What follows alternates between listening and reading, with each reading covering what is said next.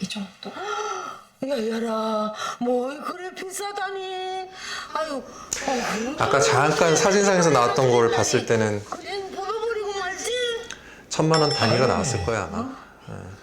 비용이 부담되시면 뭐 틀니나 다른 방법도 고려해 보실 수 있는데 사실 틀니는 씹는 힘이 임플란트 반의 반밖에 안 나와요. 근데 지금 보면 골 상태가 너무 좋으시니까 기왕이면 아유 마가 피운수요. 야, 저 무식이 된 거 다 뽑아버려요. 아니 예. 저기 일단 생각을 좀 해보고 환자분 치아는 그렇게 막 뽑아도 되고 그러는 게 아니에요. 특히 노인한테는 생존이랑 직결되는 문제예요. 아 맞아요, 저 말이 없으면 잘 맞아요 못 진짜. 먹고, 그럼 영양 섭취에 불균형 생기고 뼈 약해지고 못 움직이시고 그러다가 진짜 큰일 나실 수 있어요.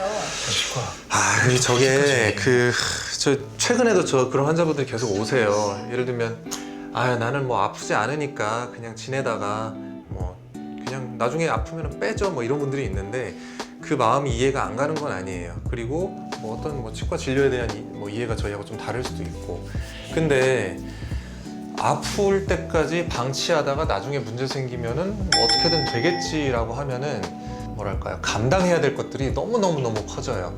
지금은 요만한 어떤 노력과 고통, 뭐 비용 요걸로 해결할 수 있는 부분이 있다고 하면은 그게 시간이 지날수록 일이 점점 커지거든요. 이 하나 빼면은 그거 하나 뺐다고 조금 불편하고 말 게 아니라 나중에 한 10년 뒤에 20년 뒤에 굉장히 큰 결과로 나타나요. 그리고 그게 결국에는 어떤 삶의 질이라든가 저희는 수명에도 직접적으로 영향을 준다고 해요. 왜냐하면은 결국엔 그게 순차적으로 다 망가지고 하다 보면은 나중에 어느 시점에는 그렇지 않았던 경우에 대비해서 영양 섭취 능력이나 이런 게 현저하게 떨어질 수밖에 없고, 틀리냐 임플란트냐 이런 거 생각할 때는 당연히 여러 가지를 생각해야 돼요. 뭐 경제적인 상황이나 이런 것도 당연히 고려를 해야 되고, 이거를 뭐 감당할 수 있을 정도로 내가 체력이 좋냐 안 좋냐 이런 것도 생각을 해야 되고 여러 가지를 생각해야 되는데, 근데 확실히 틀리는 임플란트에 비해서는 불편할 수밖에 없어요. 근데 어떤 경우에는 틀니를 하는 것보다 임플란트를 하는 게 더 비용적으로 더 나을 수도 있어요. 보험이라든가 이런 게 적용이 되는 것도 그렇지만 틀니를 하기 위해서 남아있는 이들을 어떻게 고쳐서 써야 되는가, 이것도 큰 문제거든요. 성카롱. 저 변태. 이번에 아직 뭐가 많은데요? 저 옆에 거울 있으니까 직접 보시죠. 선생님이 해주셔야죠. 저 얘기 제가 잠깐 할게요. 뭐 실제로 저는 사실 굉장히 덩치 크고 뭐 인상도 좀 이렇게 험악하고 그런 남자기 때문에 저런 경우는 거의 없어요. 저한테 함부로 하시는 환자분들 잘 없어요. 뭐 제가 복 받은 거라고 해야 되나?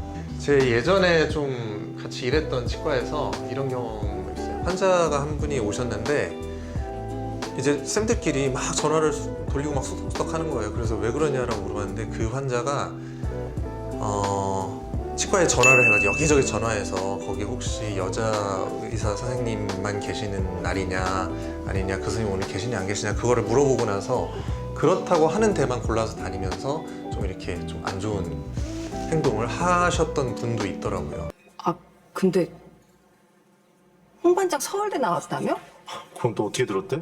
진짜 서울대 공대 나왔어? 왜? 안 믿겨? 어. 뭐 하는 거야? 이거 풀어봐봐. 이게 뭐냐?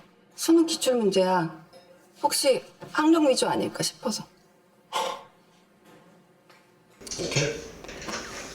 네, 어떤 얘기를 해야 될까, 이게? 원장님도 수능 문제 좀 푸실 줄 아시나요? 지금 못 풀죠. 제가 지금 수능 본 지가 몇 년이 됐는데.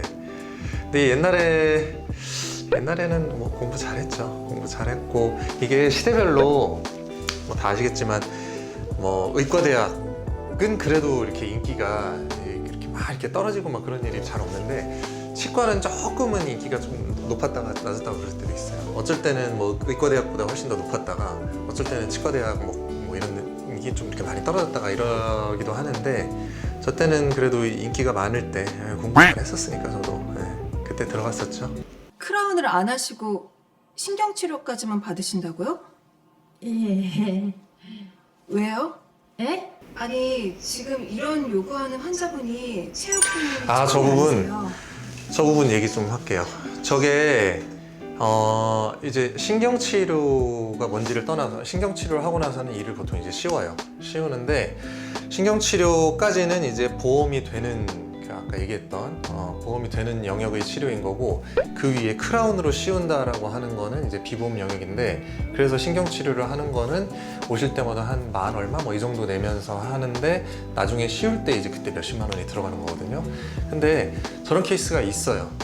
특히나 이제 요즘에는 시골에 좀 그런 게 좀 남아있을 텐데 신경치료는 치과에서 하고 씌우는 거는 머뭇머뭇하면서 이제 그거는 나중에 할게요 아니면 다른 데 가서 할게요 이러시는데 그게 뭐 윤리적으로 잘못된 거냐라는 것보다 첫 번째로는 신경치료부터 씌우는 데까지 하나의 일련의 어떤 치료 과정이라고 본다면 처음부터 끝까지 다 이제 한 치과에서 해야 거기에 대한 어떤 책임도 제대로 질 수 있고 뭐가 어디가 잘못됐는지 뭐 했는지 기록 같은 것도 다 남아있고 하거든요.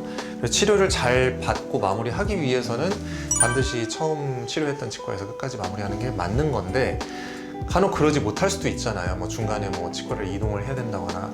근데 신경치료까지는 여기서 하고 나머지 돈 많이 들어가는 거를 이제 흔히 얘기하는 머구리라든가 뭐 이렇게 야매 이런 식으로 해결을 하시는 분들이 있어요.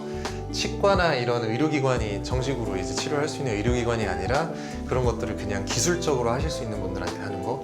그랬을 때는 저거는 완벽하게 불법적인 행위예요. 저희 환자분한테 치기공사 소개시켜줬다면서요? 그렇지, 저런 케이스. 치과에서는 치료만 받고 아는 치기공사한테 가면 훨씬 싼 값에 돈 떠서 붙여준다 그랬다면서요? 아니 그게 그거 불법의 무면 의료행위예요. 맞아요. 저거는 큰일 나는 거예요. 그런데 데려가실 수가 있어요?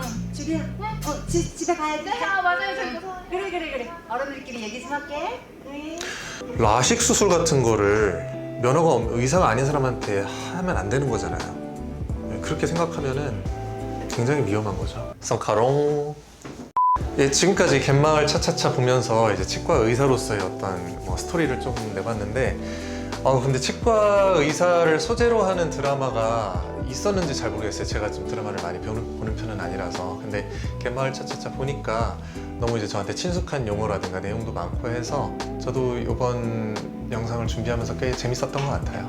앞으로도 이렇게 치과에 대한 얘기를 많이 할 수 있는 기회가 있으면 좋겠네요. 지금까지 치과 의사 송카롱이었습니다. 고맙습니다.